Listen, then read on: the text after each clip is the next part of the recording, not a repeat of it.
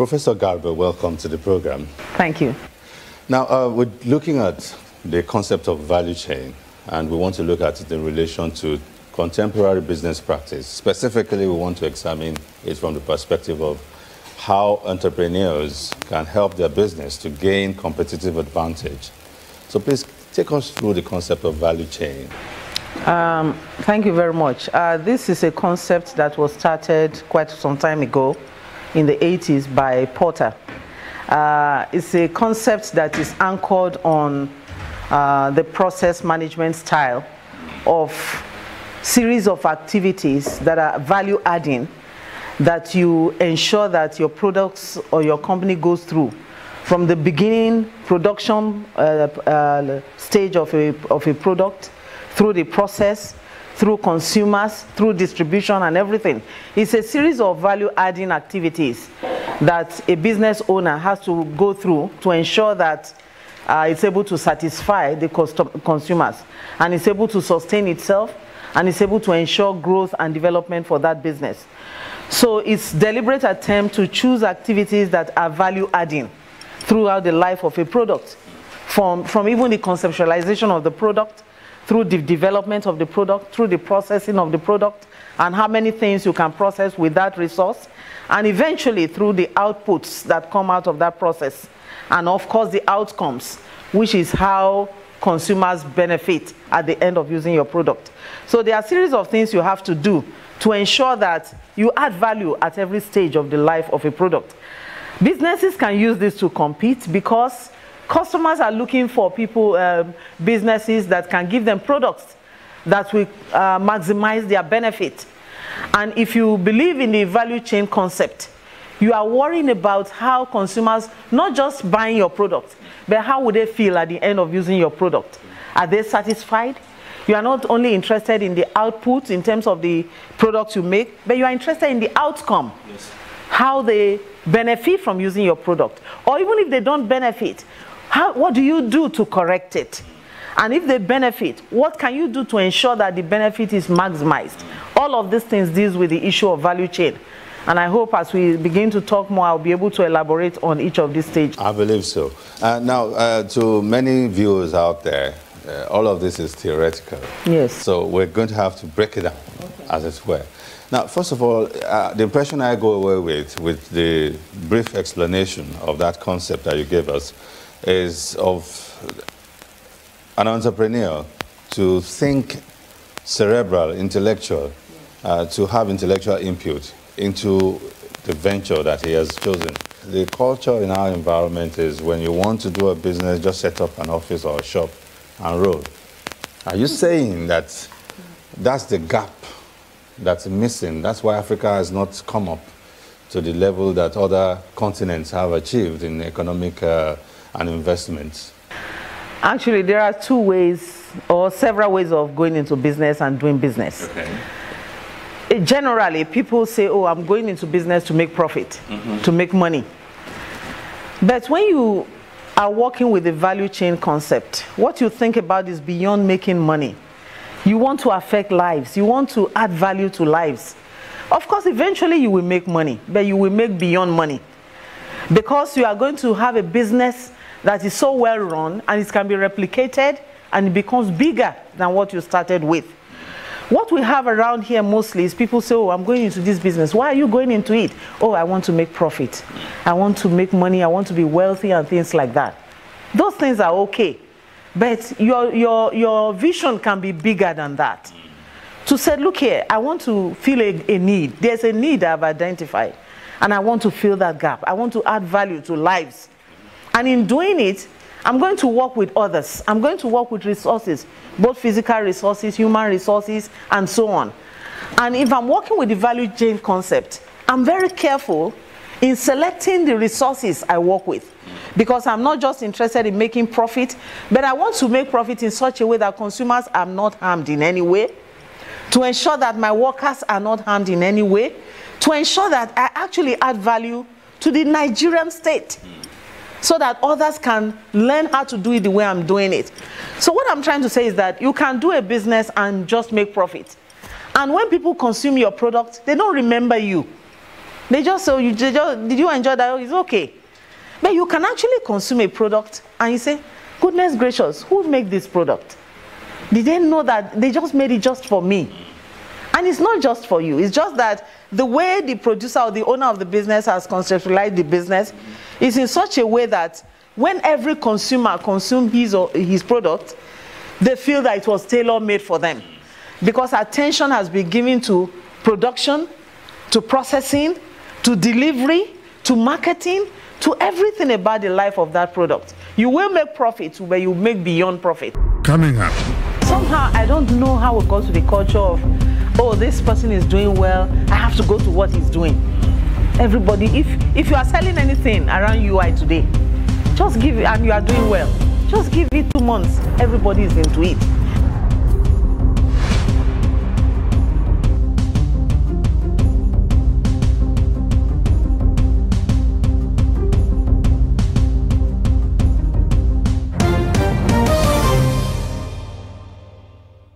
We don't tend to think of business in our climb here as a chain of activities that are interrelated, interdependent. We don't tend to think of business activities in terms of a relay race where you hand over the baton to the next stage. And can you please extrapolate and give us more insight into how it works in contemporary business situations from concept to design, production, sales, marketing, distribution, and so on. I'd like you to just give us, take us through the journey. If you start a business and you decide that, look, I'm going to rely on this value chain concept, what it does for you is that even before you start making the product, you think, what are the needs of the people? You are not going to decide what their needs. Yes, what are their needs? How far has businesses that exist met those needs? How have they met the needs? What are the gaps in place? How do we fill those gaps? And then you spend time to say, what are the kinds of resources I will require to meet those needs that have been identified? One of the resources you require are raw materials. Yeah. When you are choosing your raw materials, assuming that they've been consuming this product for a while, but they are not just happy, but they are using it because they don't have an option. But here you come with this value chain concept. And you said, at the beginning, I'm going to select my raw materials that will have so much impact that they won't even remember using any other brand before. They will only remember mine. That means that your selection of raw materials is going to be of a certain standard, a standard that you have set from the beginning. Knowing that that first stage of selection of raw materials is going to impact on the process, which is the intermediary stage. Whatever you feed into the process is what will come out as an output at the end.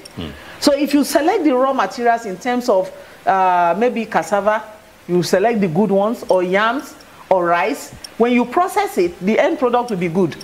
But if you select the rotten ones thinking that, oh, when I process, nobody will know, then when you finish it, people will tell you that we tasted it, something didn't taste right. So in the chain, your raw material selection is important, your staff is important, those you work with is important. Because it must be people that share this value with you of the chain concept, of the need to deliver to consumers what will benefit them and maximize their utility. So you have to select people not based on, is my brother, he needs a job. You must select competent people, professional people like yourself. Unless, of course, you yourself, you are not so serious. But if you are serious about it, you select the right materials in terms of things, human materials, and any other inputs you need to put in.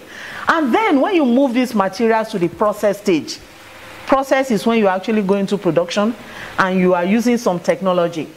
You will use the kind of technology that will lead to an output that you desire. There are different kinds of technologies.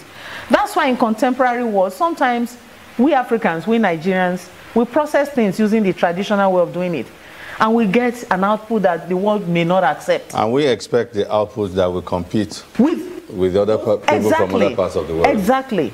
But using the value chain means that at every stage of the chain, you must prevent the weak link from drawing you down. If technology is your weak link, you are in trouble. Of cotton.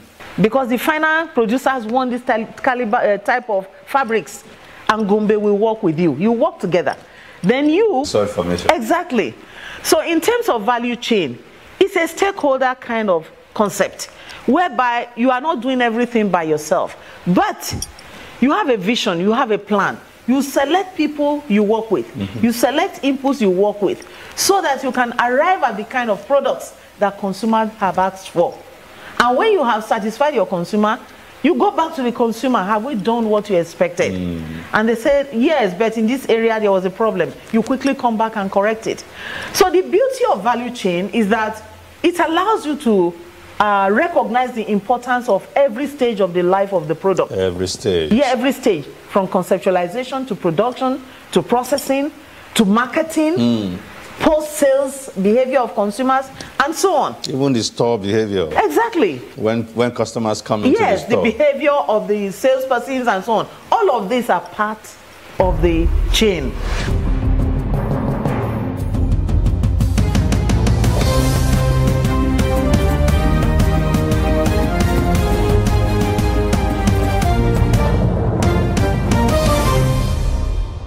Small-scale entrepreneurs, for example, small-scale businesses, one-man business, they don't need to do very big research. Okay. When you sit in front of your shop, you are starting a business, and you ask people that pass by that, what kind of thing do you want?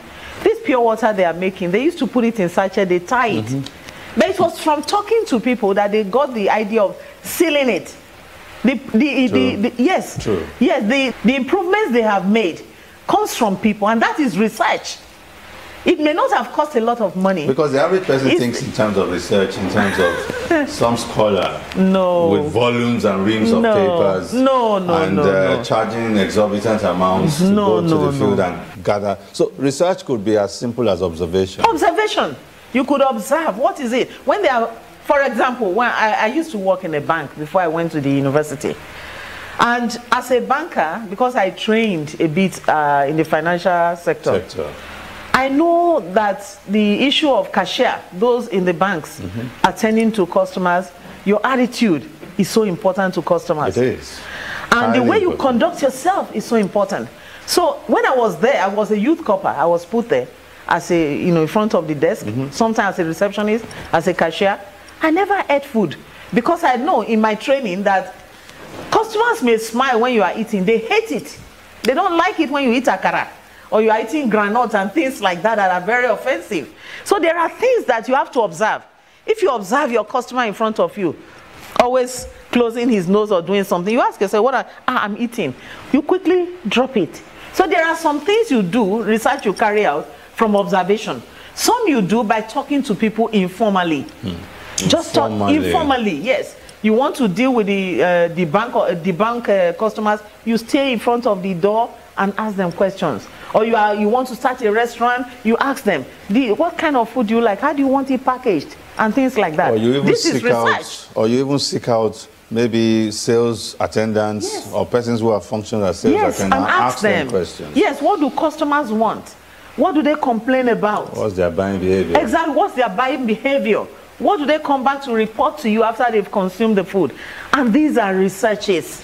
There is room for big research, but there is room for intermediate research and small research, but they are all relevant. I'm so glad that you clarified this for us. And as you are speaking now, something dawned on me. I've read autobiographies of very successful entrepreneurs, Africans and from other continents. And one thread that I see, especially those across the Atlantic, one thread I see about their success is they start by looking at gaps in the market. Yes. Who are the underserved segments of the market? Yes. What is it that they need that the present Goliaths are not able to satisfy them? And then they go into that niche area. Yes. And it's from there that they come around to challenge the big boss. Yes. And more often than not, they push the big boss out of reckoning or even buy them or acquire them at some point. So as you're speaking now, it just clicked in my head. Perhaps that's the secret of the success of many conglomerates and the LGs of this world, the Daewoo's of this world. Yes. So it's in a sense, it's a very good thing that we're discussing this today, and I hope that our viewers out there are taking notes. I hope so. And also listening and finding out how they can penetrate, how they can penetrate and gain market expansion. And interestingly though, there are some gaps that are still in Nigeria that businesses don't think about. Okay. Somehow, I don't know how we got to the culture of, oh, this person is doing well, I have to go to what he's doing. Everybody, if you are selling anything around UI today, just give it, and you are doing well, just give it 2 months, everybody is into it. They don't think, now that this person is into this, what are the gaps? Are there this very product, are there consumers who are not able to afford it? Because this man is making it too big, too elaborate, that they can't afford it. Shouldn't I focus on that segment? What can I do? What can I do even with value chain concept to meet the needs of those ones?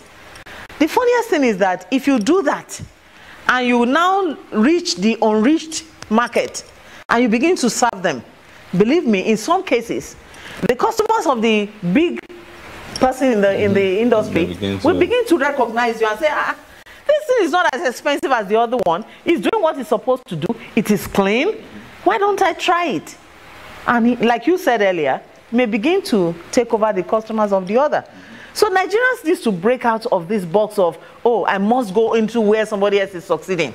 Instead of finding out what are the gaps, and there are many, many gaps. The person that started this mobile toilet. Yes. Isn't that what happened? Yeah.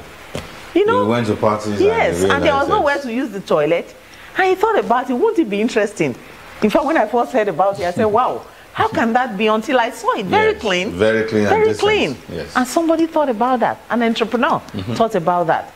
And I believe that if Nigerians think that way, because we have a lot of talented people, but it's just that we need to remove ourselves from this mentality of, I must go to where others are. Find out where the gaps are. Try to fill the gaps. And also, I'm learning something from you now. Even if you have to do what other people are doing, yes, you go and think critically about how you can do it in a different way. In a different way. Always appear fresh. Value. Add value. Add value. Many of my students are doing that, and I just smile with pride when I see them.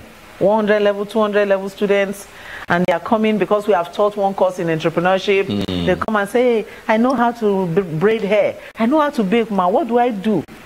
Actually, a student, let me quickly say, a student of mine, when we taught entrepreneurship for just a few hours, she came to me and said, I'm sorry, I couldn't ask questions in the hall, but I like to cook a lot. And a few of my friends have asked me to help them cook. I said, did you charge them for it? He said, no. I said, have you thought about doing something? Or do you go out on Saturday? She said, no, I don't go anywhere. Why don't you start something in the hall? She was in Idia Hall in UI. She started cooking soup, egusi soup, ogbono soup, stew in little bowls. Oh, yeah. Believe me, it didn't last an hour before people bought them. Wow. Today, she graduated about 3-4 years ago.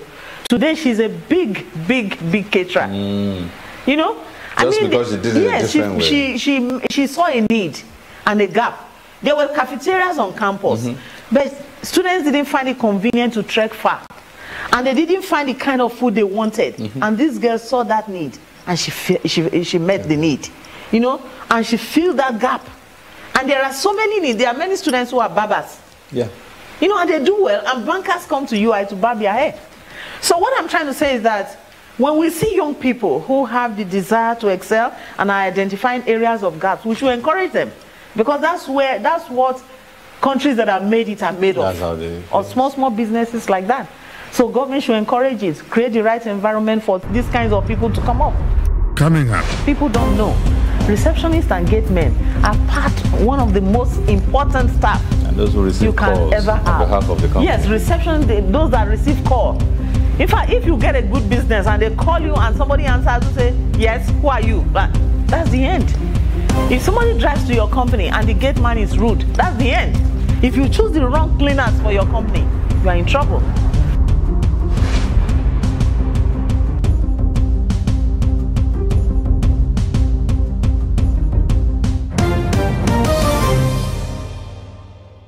Starting from today, you need to begin to look for role models, look for consultants, or find someone whom you can talk to who will educate you about how the value chain concept works, and you will turn the scale. I mean, I've seen it happen over and over with several billionaires across the world now.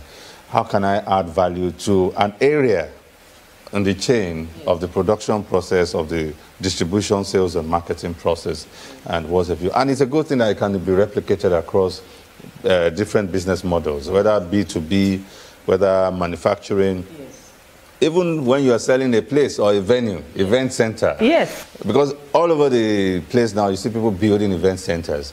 And all of them are doing it the same way. They put up a rostrum somewhere and then they put chairs across the hall.